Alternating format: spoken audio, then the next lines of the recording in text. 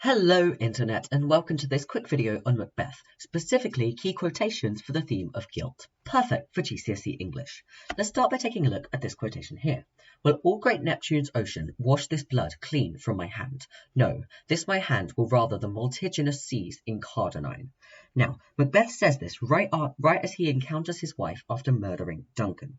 He is referring both to the literal blood on his hands, but more so to his sense of guilt. He uses this grand and dramatic language, even referencing the god Neptune, to really emphasize that the blood could stain all of the world's oceans. Now, his language kind of implies that the consequences of his actions are not easily hidden, even though his wife implies that he could simply just wash it off. He will forever be changed because of what he has done. Now, interestingly, Lady Macbeth will actually hallucinate later on in the play that she has blood on her hands, which once again symbolizes her sense of guilt. Our next quote is, "Thy bones are marrowless, thy blood is cold. Thou hast no speculation in those eyes." Macbeth says this as he envisions Banquo at the banquet.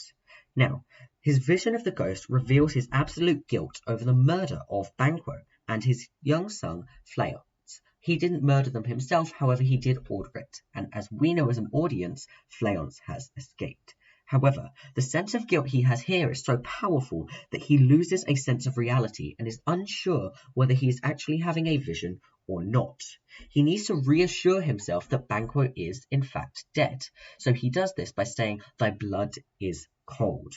By saying this, he also reveals his tormented consciousness, and it leads to him starting to lose his grip on sanity.